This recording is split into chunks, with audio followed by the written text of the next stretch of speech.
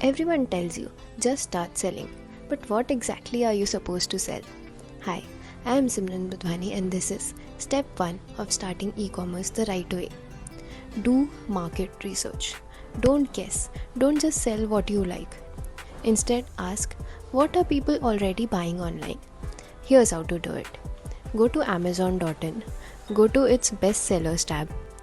There, you will find top 20 products in each category that are trending and in high demand right now. Check the reviews. Look for simple, everyday products that are doing well. You can do the same on Flipkart and Meesho. This way, you're not starting from zero. You're learning from what's already working. Once you understand the market, choosing the right product becomes much easier. And for that, see you in part 2. Now that you've understood the market, it's time to finalize your product. Hi, I am Simran Budhwani and this is step 2 of starting e-commerce the right way. If you've followed step 1, you should now have 4 to 5 high demand products shortlisted. Now we need to test it over 3 key parameters. 1. The competition on the platform you are planning to sell on. 2. The availability on local market or online B2B stores. And 3. The product weight. Weight is a especially important parameter because shipping charges increases exponentially with heavier products. So, if you have a product that has low competition, is easily available in bulk and weighs less than a kg, then congratulations, you've got your winner. In the next step, we'll learn how and where to source your products from. So, stay tuned. If you've followed step 2 and finalized your product, congratulations, you've crossed a major milestone in your journey. Now, in step 3 of starting e-commerce the right way, let's talk about how and where to source your products from. The easiest and the most accessible method? Just head to IndiaMart and search for your product. You'll likely find plenty of suppliers that offer exactly what you're looking for. Now here's what you need to do. Contact multiple suppliers, compare their prices, and just as important, check the supplier's location. Why?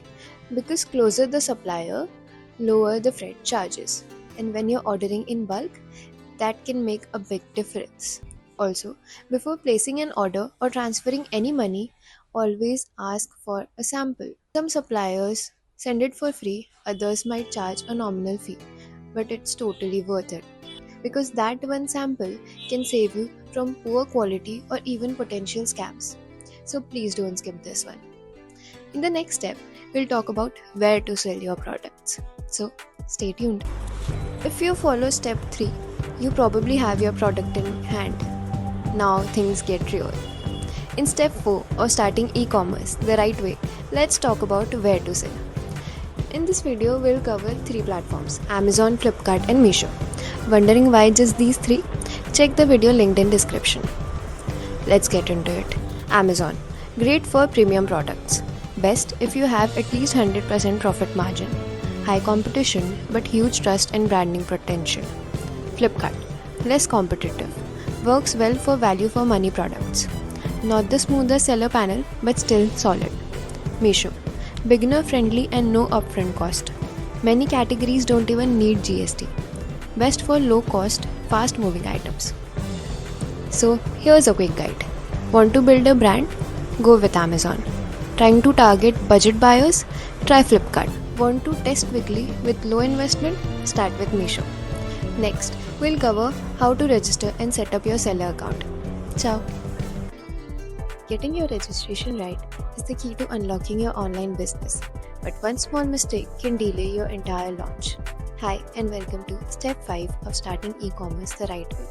Today's video is all about how to start the registration process for selling online. This might sound like a simple step, but it's where most people go wrong. That's why I'll be creating a detailed video on the entire registration process for each platform. But before that, you need to make sure you have these 3 things ready.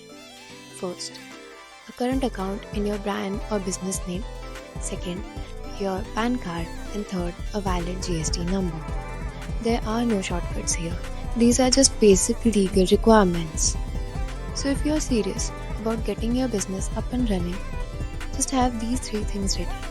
Once you have these in hand, you are fully ready to start the registration process and start selling online. So, good luck.